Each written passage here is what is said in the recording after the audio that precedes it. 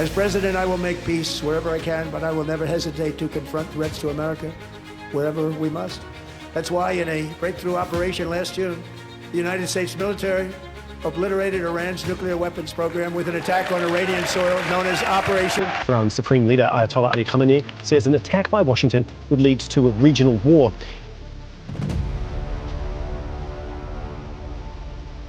इंतजामिया ईरान पर हमले पर गौर कर रही है, तो अमेरिकी वजारत दिफा यानी पेंटागन के आला तरीन जनरल ने सदर ट्रंप और दीगर हुकाम को खबरदार कर दिया है कि अहम हथियारों की कमी और इत्तेहादियों की हिमायत न होने की वजह से इस कार्रवाई से अमेरिकी फौजियों के लिए बड़ा खतरा पैदा हो सकता है।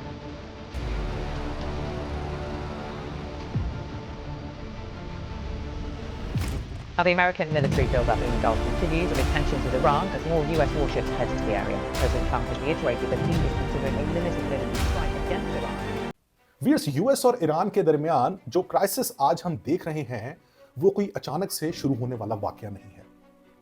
दोनों मुल्कों के दरमियान कुछ सालों से कशीदगी चलती आ रही है, लेकिन ये कशीदगी 13 जनवरी 2026 को एक बहुत ही खतरनाक मोड़ ले लेती है जब डोनाल्ड ट्रंप ईरान को वार्निंग देते हैं कि ईरान अपने मुल्क में होने वाले हुकूमत मुखालिफ एहतजाज के दौरान कत्ल और गिरफ्तारियां बंद करे, और अगर ये ऐसा नहीं करेगा तो अमेरिका इसके खिलाफ फौजी कार्रवाई करेगा। ईरान ने भी अमेरिका को इस धमकी के जवाब में पैगाम पहुंचाया कि हम जंग के लिए तैयार हैं। इस वार्निंग के बाद बात सिर्फ बयानात तक महदूद नहीं रही। अमेरिका ने मिडिल ईस्ट में अपनी फौजी मौजूदगी अचानक बहुत ज्यादा बढ़ाना शुरू कर दी। हवाई और समुद्री फौज इस लेवल पर भेज दी गई जो 2003 में इराक पर हमले के बाद कभी नहीं देखी गई थी। यही नहीं, अमेरिका ने अपने दो बड़े जंगी बेड़े यूएसएस अब्राहम लिंकन और यूएसएस गेराल्ड आर फोर्ड के साथ सबमरीन्स और फाइटर प्लेन्स भी इस इलाके में लॉन्च कर दिए हैं। इसके साथ साथ डोनाल्ड ट्रंप ने ईरान को 48 घंटे का अल्टीमेटम दिया है कि ईरान अपने न्यूक्लियर प्रोग्राम को और इन पाबंदियों को लेकर वाज़े प्लान लेकर हमारे पास आए, और अगर ईरान ऐसा नहीं करेगा तो हम ईरान के खिलाफ सख्त फौजी कार्रवाई करेंगे। जवाब में ईरान ने कहा है कि अगर उस पर हमला हुआ तो वो पूरी ताकत से अपना दिफा करेगा। ईरान की सबसे पावरफुल फोर्स जिसे IRGC कहा जाता है, इसने स्ट्रेट ऑफ हॉर्मज में बड़ी मिलिट्री मशकें शुरू कर दी हैं। ये मशकें दुनिया के लिए एक साफ पैगाम है कि ईरान इस समुद्री रास्ते को, जहां से ज्यादातर ऑयल गुजरता है, अपनी ताकत के तौर पर इस्तेमाल करेगा। इसके साथ साथ फाइनेंशियल टाइम्स के मुताबिक ईरान और रशिया ने आपस में तकरीबन 600 अरब डॉलर्स की एक सीक्रेट मिसाइल डील साइन की है, जिसमें रशिया ईरान का दिफा मजबूत करने के लिए उसे हजारों मिसाइल्स प्रोवाइड करेगा, और इस डील को secret shoulder fired missile deal कहते हैं। और इसके साथ साथ ईरान के करीबी समझे जाने वाले एक मिलिटेंट ग्रुप जिसे कताइब हिजबुल्लाह कहते हैं, जो इराक में मौजूद एक ताकतवर मिलिशिया है और ईरान की मदद से काम करता है, इसने भी वार्निंग दी है कि अगर जंग शुरू हुई तो ये लिमिटेड कॉन्फ्लिक्ट नहीं बल्कि ये टोटल वॉर होगा। अब सवाल ये है कि ये सारे का सारा क्राइसिस कहां से स्टार्ट हुआ। इस मसले की जड़ ईरान का इंटरनल कोलैप्स है। 28 दिसंबर 2025 को ईरान के अंदर मैसिव प्रोटेस्ट स्टार्ट हुए, जिनकी वजह ईरान का इकोनॉमिक कोलैप्स था। महंगाई और करेंसी का कंप्लीट ब्रेकडाउन इस तरह से हुआ कि ईरानियन रियाल गिरकर 1.5 मिलियन पर यूएस डॉलर्स तक चला गया, जो एक हिस्टोरिक लो था और आम ईरानियन के लिए जिंदगी नामुमकिन होती चली गई। और 8 और 9 जनवरी 2026 को सिचुएशन और मजीद खराब हो गई जब ईरान के मिनिस्ट्री ऑफ हेल्थ के 2 ऑफिशियल्स ने बताया कि सिर्फ इन 2 दिनों में 30,000 लोग मारे जा चुके हैं। इस सख्त और जालिमाना क्रैकडाउन के बाद ईरान सीधा इंटरनेशनल प्रेशर के निशाने पर आ गया। यहां से अमेरिका ने इस मसले को सिर्फ ह्यूमन राइट्स का इशू नहीं रहने दिया, बल्कि इसे सिक्योरिटी और न्यूक्लियर थ्रेट के एंगल से देखना शुरू कर दिया। अब यहां देखना यह है कि अमेरिका ईरान से क्या डिमांड कर रहा है और रिस्पॉन्स में ईरान किस हद तक अमेरिका की बात मानने को तैयार है। प्रेसिडेंट डोनाल्ड ट्रंप का स्टांस इस दफा बिल्कुल क्लियर और हार्डलाइन है। अमेरिका इंसिस्ट कर रहा है कि ईरान अपने न्यूक्लियर एनरिचमेंट फैसिलिटीज को पूरी तरह खत्म करे, जिनमें नतान्स, फोर्डो और इस्फहान जैसे कोर सेंटर्स शामिल हैं। सिर्फ इतना ही नहीं, यूएस चाहता है कि ईरान हर किस्म की यूरेनियम एनरिचमेंट परमानेंटली बंद करे, चाहे वो लो लेवल ही क्यों ना हो। इसके साथ साथ अमेरिका की डिमांड है कि Iran international atomic energy agency को अनरिस्ट्रिक्टेड इंस्पेक्शंस की इजाजत दे, जिसमें सरप्राइज इंस्पेक्शंस भी शामिल हैं। लेकिन यहां पर अमेरिका की डिमांड सिर्फ ईरान के न्यूक्लियर प्रोग्राम को लेकर ही नहीं, बल्कि अमेरिका चाहता है कि ईरान अपने बैलिस्टिक मिसाइल सिस्टम को भी खत्म करे। और साथ साथ ईरान की रीजनल प्रॉक्सीज जिसमें हिजबुल्ला, हमास, हौथीज और कताइब हिजबुल्ला शामिल हैं, उनकी सपोर्ट भी बंद करे। इन सख्त डिमांड्स के बदले में अमेरिका ईरान को कुछ फायदे देने की बात कर रहा है, जिसमें पाबंदियों में नरमी और ईरान के फ्रीज हुए फाइनेंशियल एसेट्स तक रसाई शामिल हैं। लेकिन अमेरिका का कहना है कि ये सब तब ही मिलेगा जब ईरान पहले हर शर्त पर पूरी तरह अमल करे। ईरान के लिए ये डिमांड्स बिल्कुल रेड लाइन है। तेहरान इन्हें हद से ज्यादा नाकाबिले कबूल समझता है। ईरान का ये स्ट्रॉन्ग स्टांस है कि जीरो एनरिचमेंट को हम कभी एक्सेप्ट नहीं करेंगे। ईरानियन लीडरशिप का कहना है कि उनका न्यूक्लियर प्रोग्राम सिर्फ बिजली और सिविलियन यूज के लिए है, इसलिए यूरेनियम एनरिचमेंट का बेसिक हक वो नहीं छोड़ सकते। तेहरान यहां पर टेम्परेरी तौर पर यूरेनियम एनरिचमेंट को 3.67% तक रखने, इंटरनेशनल इंस्पेक्टर्स के साथ कोऑपरेशन दिखाने और न्यूक्लियर मटेरियल को लिमिट करने पर तैयार है। लेकिन इसके बदले ईरान का कहना है कि फौरन पाबंदियां कम की जाएं, बैंकिंग सिस्टम खोला जाए और ऑयल एक्सपोर्ट्स दोबारा शुरू की जाएं। यहां एक और बात क्लियर है कि ईरान अपने ballistic missile programme, regional proxies और यूरेनियम स्टॉकपाइल्स को मुल्क से बाहर भेजने पर कोई कंप्रोमाइज नहीं करेगा। इससे वाज़ेह होता है कि ईरान बातचीत चाहता है, लेकिन अपनी शर्तों पर, ना कि सरेंडर की बुनियाद पर। अब सवाल यह है कि मौजूदा क्राइसिस किस तरफ जा सकता है। इस सूरत हाल को देखते हुए फ्यूचर में 3 तरह के सिनेरियोज हो सकते हैं। पहला और सबसे कम खतरनाक सिनेरियो यह है कि अमेरिका कुछ देर इंतजार करे और डिप्लोमेटिक एफर्ट्स को सपोर्ट करे। प्रेसिडेंट डोनाल्ड ट्रंप खुद भी ये कह चुके हैं कि वो जंग की निस्बत डील्स को प्रेफर करते हैं, और इस हवाले से अमेरिका और ईरान के दरमियान जिनेवा में इनडायरेक्ट टॉक्स चल रही हैं, जिसमें ट्रंप के सन इन लॉ जेरेड कुशनर और उनके एनवॉय स्टीव विटकॉफ शामिल हैं। और दोनों अफराद का ये मानना है कि हमें डिप्लोमेसी पे फोकस करना चाहिए और जंग से दूर रहना चाहिए। और यही वजह है ट्रंप अभी तक डिप्लोमेसी का रास्ता इख्तियार किए हुए हैं और उन्होंने अभी तक ऐसा कोई मिलिट्री एक्शन नहीं लिया। लेकिन इस सिनेरियो में रियलिटी ये है कि दोनों साइड्स के दरमियान किसी भी किस्म का ब्रेक थ्रू बड़ा अनसर्टन है, क्योंकि दोनों एक दूसरे की डिमांड्स को अभी तक ऑब्लाइज करने के लिए तैयार नहीं है। दूसरा सिनेरियो ये हो सकता है कि ट्रंप एक लिमिटेड स्ट्राइक का ऑर्डर दें ईरान पर, जिसमें ईरान की न्यूक्लियर फैसिलिटीज शामिल होंगी। इसका कतन मकसद एक फुल फ्लेज वॉर शुरू करना नहीं, बल्कि ईरान को प्रेशराइज करना है कि ईरान अमेरिका के साथ डील पर मान जाए।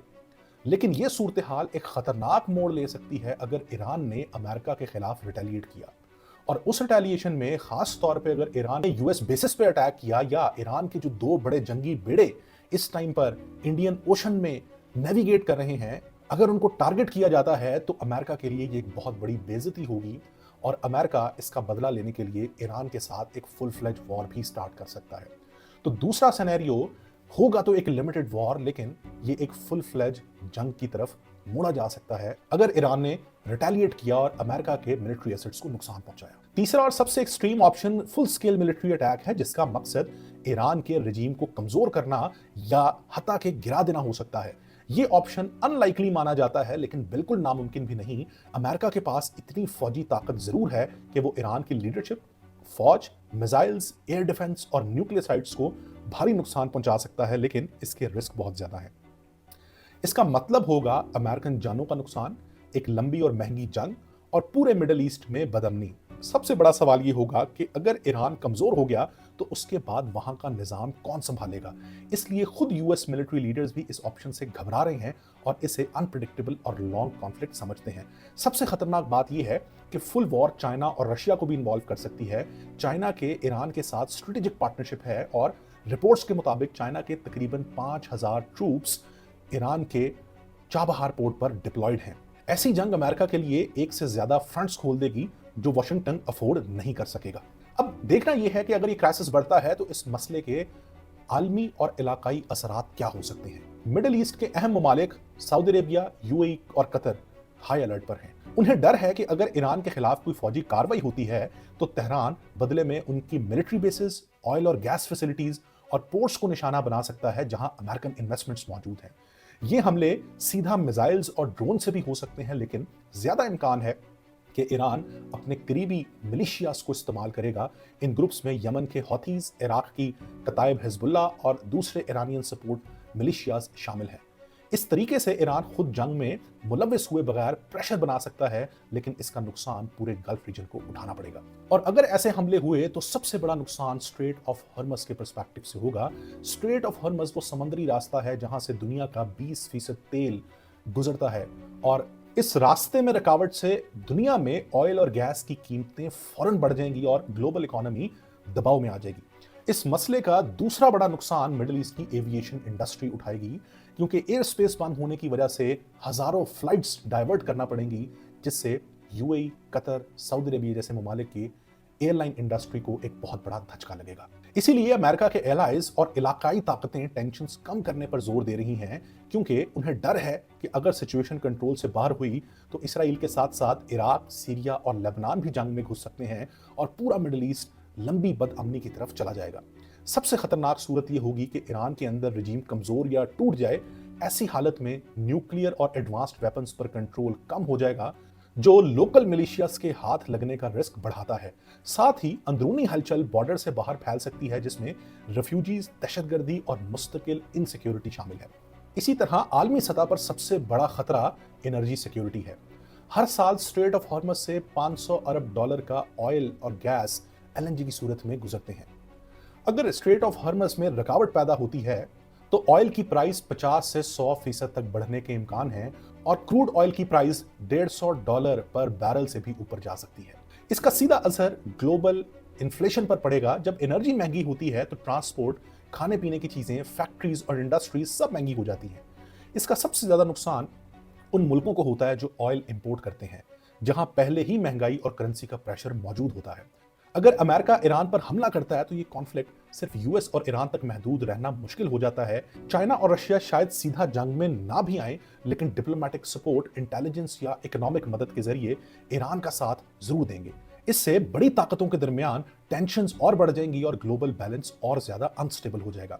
अगर ईरान के अंदर हालात और खराब होते हैं तो रेफ्यूजी वेव निकल सकती है, जो गल्फ और यूरोप के लिए सिक्योरिटी और ह्यूमैनिटेरियन चैलेंजेस पैदा करेगी। दोस्तों, अब आते हैं सबसे अहम सवाल पर कि इस क्राइसिस से पाकिस्तान किस तरह से असरअंदाज हो सकता है। पाकिस्तान के लिए इस क्राइसिस का सबसे बड़ा असर ऑयल प्राइसेस पे पड़ेगा। अगर स्ट्रेट ऑफ हॉर्मज में कोई कशीदगी पैदा होती है और आलमी तेल की कीमतें बढ़ती हैं तो अंदाजे के मुताबिक पाकिस्तान का इंपोर्ट बिल $5 बिलियन तक बढ़ सकता है। महंगे तेल का मतलब सीधा सीधा महंगी बिजली, महंगा फ्यूल, महंगा ट्रांसपोर्ट और फिर हर रोज की चीज महंगी हो जाना है। इस प्रेशर की वजह से पाकिस्तान में महंगाई 12 से 15% तक बढ़ सकती है और ऐसी सूरत हाल में स्टेट बैंक को इंटरेस्ट रेट 2 से 3% बढ़ाना पड़ेगा, जो ऑलरेडी पाकिस्तान की स्लो इकोनॉमी को मजीद मुश्किल में डाल देगा। दूसरा बड़ा मसला ईरान के साथ ट्रेड और बलूचिस्तान से जुड़ा हुआ है। साल 2024 से 25 में दोनों ममालिक के दरमियान बायलैटरल ट्रेड $1.4 बिलियन रही, जिसमें फ्यूल, खाने पीने की चीजें और बॉर्डर बार्टर ट्रेड बहुत अहम है। अगर ईरान पर प्रेशर बढ़ता है, बॉर्डर बंद होते हैं या ईरानियन रियाल और गिरता है तो ये ट्रेड लगभग खत्म हो सकती है। इसका मतलब होगा फ्यूल और फूड की कमी, बॉर्डर इकोनॉमी को नुकसान और बलूचिस्तान में और ज्यादा इकोनॉमिक बेचैनी, जो पहले ही एक सेंसिटिव प्रोविंस है। तीसरा बड़ा इंपैक्ट गल्फ रेमिटेंसीज पे पड़ेगा। यूएई, सऊदी अरेबिया, कतर से सालाना बेसिस पर पाकिस्तान 20 से 21 अरब डॉलर रेमिटेंसेस की मद में भेजते हैं, जो कि इकोनॉमी के लिए एक बहुत बड़ा सहारा है। और अगर गल्फ में ऐसी सिचुएशन पैदा होती है तो पाकिस्तान में रिपोर्ट्स के मुताबिक 10 से 15% हमें रेमिटेंसेस में कमी देखने को मिल सकती है। सिक्योरिटी के हवाले से भी हालात आसान नहीं होंगे। अगर ईरान बदले की कार्रवाई करता है या ईरान के अंदर इंस्टेबिलिटी बढ़ती है तो रेफ्यूजीज का फ्लो और क्रॉस बॉर्डर मिलिटेंसी का खतरा बढ़ सकता है, खास तौर पर बलूचिस्तान में। पाकिस्तान पहले ही अफगानिस्तान साइड से spill over, western border instability और ईस्टर्न साइड पर इंडिया के साथ टेंशंस फेस कर रहा है। ऐसी सिचुएशन में तीसरा सिक्योरिटी फ्रंट खुलना आर्म फोर्सेस के लिए सीरियस प्रेशर पैदा कर सकता है। सबसे मुश्किल चैलेंज पाकिस्तान के लिए डिप्लोमेटिक होगा। अगर क्राइसिस और बढ़ता है तो अमेरिका पाकिस्तान पर प्रेशर डालेगा कि वो ईरान के करीब लॉजिस्टिक्स या इंटेलिजेंस सपोर्ट दे, खासकर बलूचिस्तान के करीब। लेकिन ये पाकिस्तान के लिए बहुत सेंसिटिव फैसला होगा, क्योंकि एक तरफ सऊदी अरेबिया के साथ डिफेंस टाइज हैं, दूसरी तरफ पब्लिक लेवल पर उम्मा सॉलिडारिटी का स्ट्रॉन्ग जज्बा है और तीसरी तरफ ईरान के साथ डायरेक्ट बॉर्डर और ट्रेड इंटरेस्ट मौजूद है। इसलिए पाकिस्तान को बहुत नाजुक बैलेंस बनाना होगा, ना अमेरिका को पूरी तरह नाराज करना, ना ईरान को प्रोवोक करना और ना ही अपने अंदरूनी स्टेबिलिटी को खतरे में डालना। व्यूअर्स, यहां पर हम इस नतीजे पर पहुंचते हैं कि अमेरिका और ईरान का ये क्राइसिस सिर्फ दो मुल्कों के दरमियान तनाव नहीं है, बल्कि ये एक ऐसा मोड़ है जहां पर डिप्लोमेसी और पावर पॉलिटिक्स आमने सामने है। एक छोटी सी की गई गलती ना सिर्फ मिडिल ईस्ट को बल्कि global energy markets, world economy और इंटरनेशनल स्टेबिलिटी को हिलाकर रख सकती है। तारीख हमें बताती है प्रेशर डालकर सॉल्व किए जाने वाले मसाइल हमेशा कंट्रोल से बाहर हो जाते हैं, और बदकिस्मती से आज दुनिया एक ऐसे ही इम्तिहान के अंदर मुब्तला है। व्यूअर्स, ये वीडियो अगर आपको यूजफुल लगी है तो चैनल को सब्सक्राइब करें, वीडियो को लाइक करें और कमेंट्स में अपना फीडबैक जरूर शेयर करें कि क्या आप समझते हैं कि ये क्राइसिस एक शॉर्ट टर्म प्रेशर का नतीजा है या ये एक लॉन्ग टर्म रीअलाइनमेंट की तरफ इशारा दे रहा है। बहुत शुक्रिया।